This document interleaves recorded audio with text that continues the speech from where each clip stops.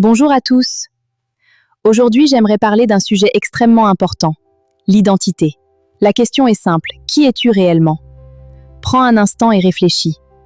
Quand tu te regardes dans le miroir, que vois-tu? Vois-tu une personne forte ou vois-tu quelqu'un rempli de doutes? Beaucoup de personnes vivent toute leur vie sans vraiment connaître leur identité. Elles se définissent à travers ce que les gens disent d'elles, leur passé, leurs blessures, leurs échecs, leurs traumatismes. Et c'est là que le problème commence. Le monde est rapide pour mettre des étiquettes.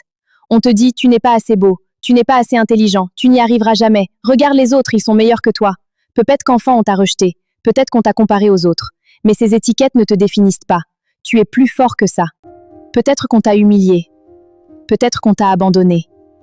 Et sans t'en rendre compte, tu as commencé à porter ces paroles comme une vérité.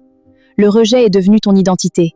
La peur est devenue ton refuge. Les complexes sont devenus des chaînes invisibles. Tu souris dehors, mais intérieurement tu luttes. Tu doutes de ta valeur. Tu doutes de ta beauté. Tu doutes de tes capacités. Tu doutes même parfois de l'amour de Dieu. Satan attaque souvent l'identité. Pourquoi? Parce que si l'ennemi peut te faire douter de qui tu es, il peut limiter ce que tu deviendras. Une personne qui ignore son identité, accepte moins que ce que Dieu a prévu, vit dans la peur, cherche constamment validation chez les autres. Elle devient dépendante du regard des gens. Un compliment la rend heureuse. Une critique la détruit. Pourquoi?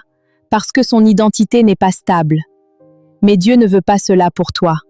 La vraie question n'est pas « que disent les gens de moi ?» La vraie question est « que dit Dieu sur moi ?» La Bible dit dans 2 Corinthiens 5, verset 17. Si quelqu'un est en Christ, il est une nouvelle créature. Les choses anciennes sont passées, voici toutes choses sont devenues nouvelles. Quelle puissance dans ce verset! En Christ, tu n'es pas ton passé, tu n'es pas ton péché, tu n'es pas ton traumatisme, tu n'es pas ton rejet. En Christ, tu es nouveau. Que dit Dieu sur toi? Dieu dit, tu es choisi, même si d'autres t'ont rejeté. Tu es aimé, même si certains t'ont abandonné. Tu es précieux, même si le monde t'a dévalorisé. Tu es capable, même si la peur te dit le contraire. Tu as une destinée, même si aujourd'hui tu es perdu. Ce que les hommes disent de toi peut changer. Mais ce que Dieu dit sur toi demeure. Peut-être aujourd'hui tu combats encore certaines voix. Des voix qui te disent « tu n'es pas assez, tu vas échouer, personne ne t'aimera, tu resteras toujours comme ça ». Si ces voix te parlent, j'aimerais te dire ceci, ce sont des mensonges. Ne laisse pas les blessures du passé écrire ton identité. Ne laisse pas les gens définir qui tu es. Laisse Dieu définir qui tu es.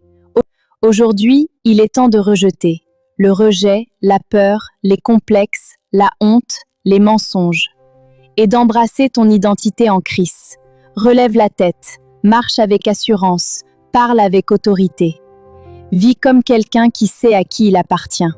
Souviens-toi, tu n'es pas ce que le monde dit, tu es ce que Dieu dit. Et en Christ, tu es une nouvelle créature. N'oublie pas d'aimer, commenter et partager. On se voit à bientôt pour un nouveau thème. Que Dieu vous bénisse.